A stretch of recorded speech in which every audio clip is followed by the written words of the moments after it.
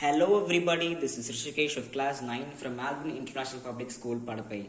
I am here presenting my smart city model. The model focuses on every section of the people to have better, smart and smooth livelihood.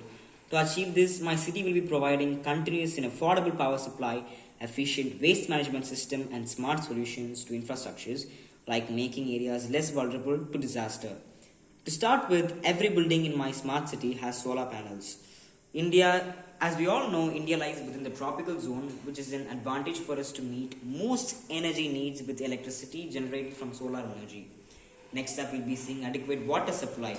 Through proper implementation of rainwater harvestment and judicious use of water. Now, how is this judicious use of water possible? This is possible by using moisture sensor technology. Next up, we'll be moving to waste management, which is segregation of dry and wet waste is must to avoid growth of landfills and to enhance the health and hygiene of people. This is done by segregation and recycling of dry and wet waste. According to my smart city plans, it has structures within the city apartments to process the wet waste either to produce renewable energy or natural fertilizers as a replacement. For hazardous chemical fertilizers, and my smart city has a color-coded bins to segregate the waste at source across the city. Promoting public transport, providing effective and efficient transportation system that matches the population and social status. This also helps the reduction of pollution and to control and regulate traffic.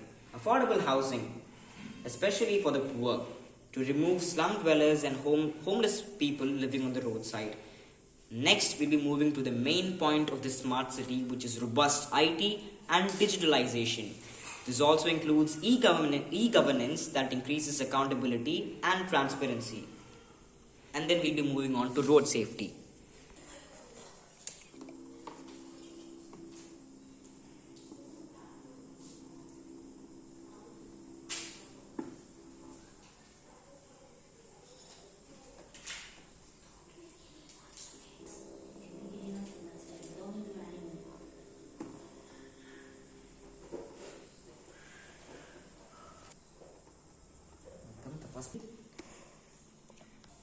As you all just saw now, this is the road safety measure that I was talking about.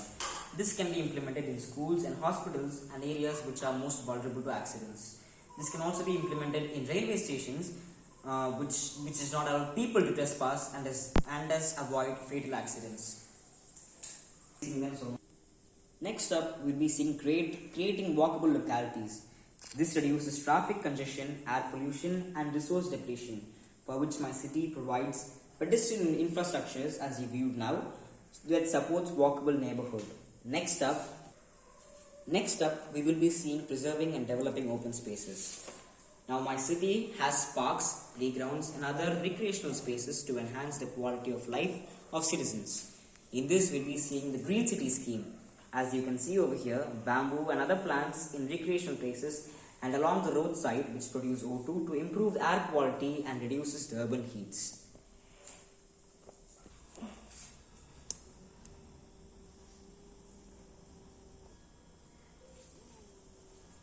As you all saw now, this is the smart irrigation system that I'm going to implement in the park.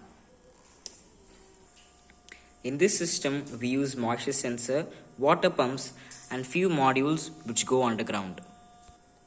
The function of the moisture sensor over here is to detect the water and stop the flow of water once it is overfilling the place. This same technology can be used in homes and apartments for efficient use of water. And thank you for listening to my presentation. It's just a small demo on how the moisture sensor works. And as you can see, I've set up the circuit, the moisture circuit, the power module and the motor module. And let me start the demonstration.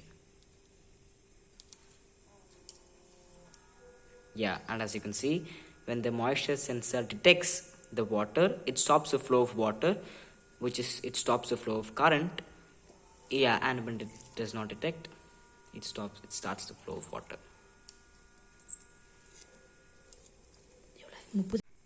This is to show you of how the road safety measure works.